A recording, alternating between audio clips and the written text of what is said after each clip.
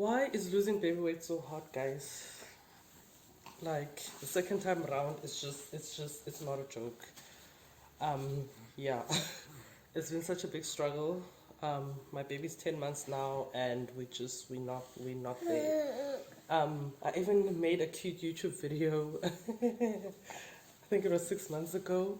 About my plan of how I was going to lose this baby weight. But yeah, I was young and foolish back then. I've realized I could not and I can't just rinse and repeat what I did with my first baby. Because guess what? I've got two babies now. And two babies is not the same as one baby times two. Like, it just isn't. So I'm having to revisit my options and what's possible and what's not. And I've been really, really tempted to do a low carb, high fat situation. Whether you call it keto or you call it Banting or you call it whatever. Yeah, I've just been really tempted because I have. Sorry, that's my alarm.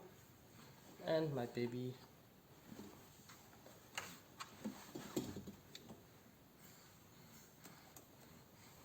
Don't do.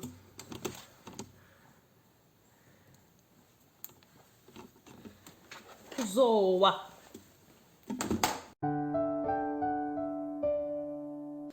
So I've been very tempted to try a low carb, high fat diet again.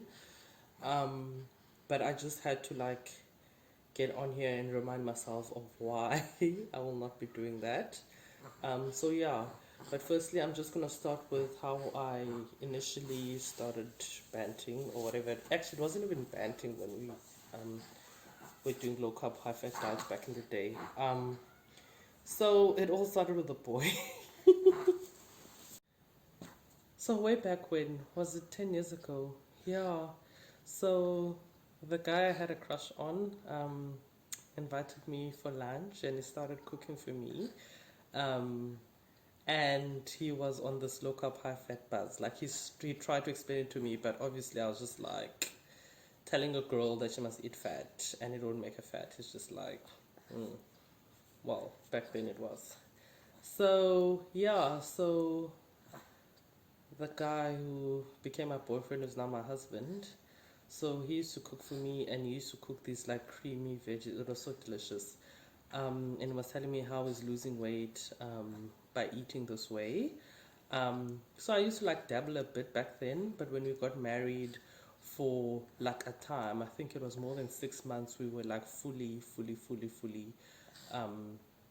low carb, high fat, getting into ketosis and all that stuff. And I guess partly like it works, like it did work.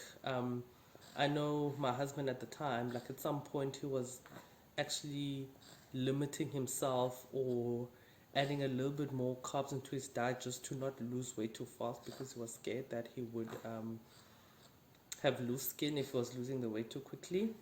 So it actually did do the thing. If you followed it and you were strict and, you know, back then it was easy just if we cooked our own meals because we can actually kind of be careful what we ate because you know, even stuff like drovos and biltong, he had to make his own biltong because there was like so much sugar hidden.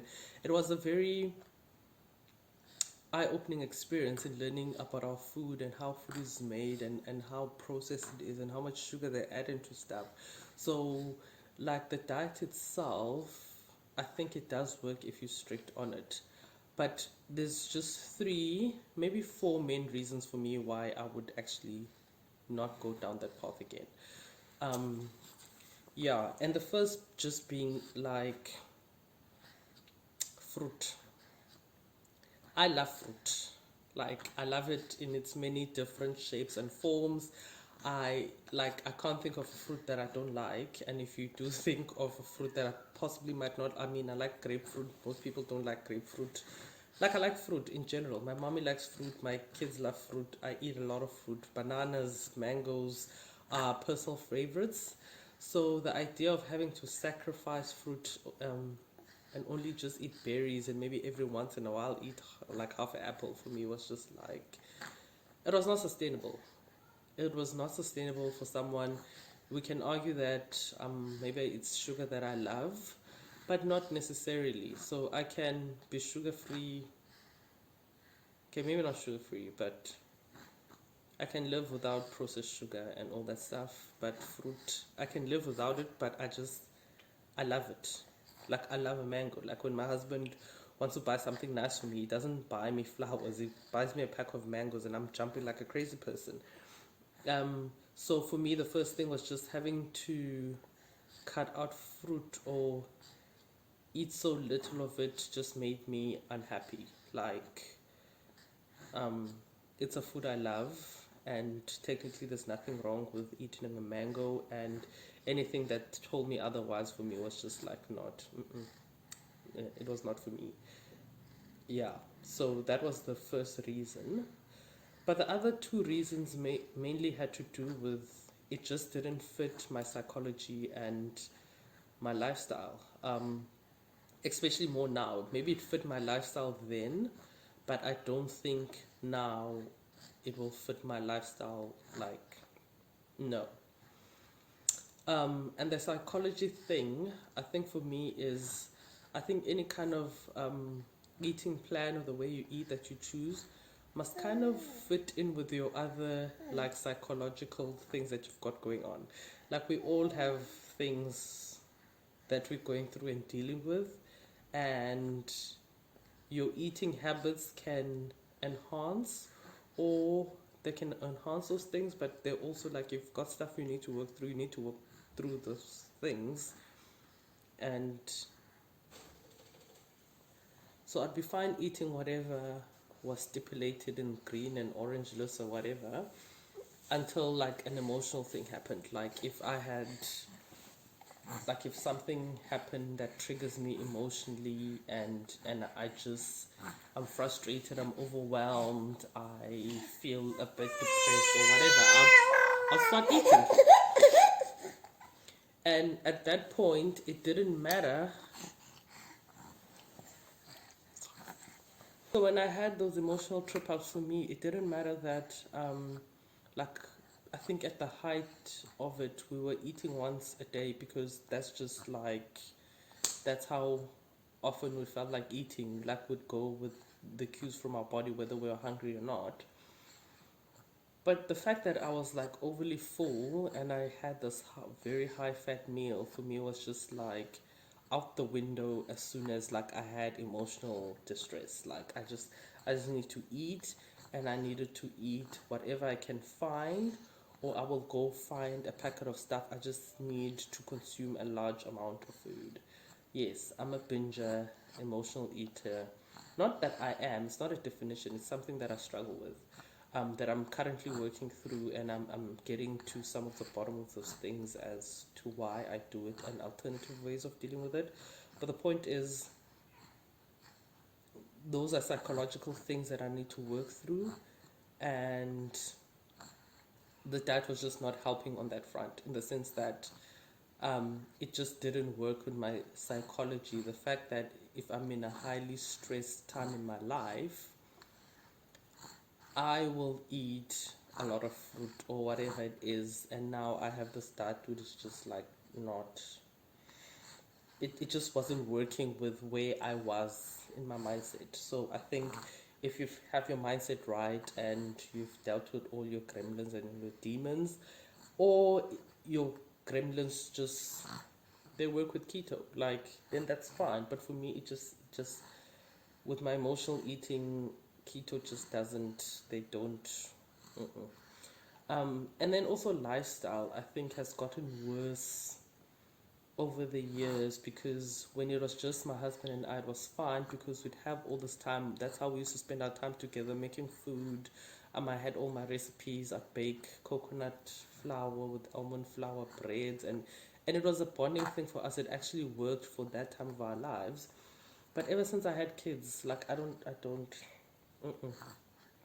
because now it's just meals are already, yeah, to already having meals that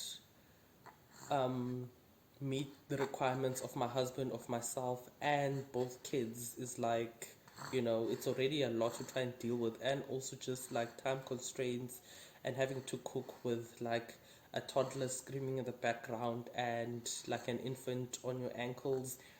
Like I just it just does not fit my lifestyle anymore. So that's also like reason number three. Like it's just like no. But also the biggest thing for me that really, really, really put me off low carb, high fat diets was anytime, like anytime I even inhaled something that was not, even if it was just like a once off, like something that was just not part of that whole situation, like my body will just, the weight fluctuations for me were like a big problem. Like I just, no.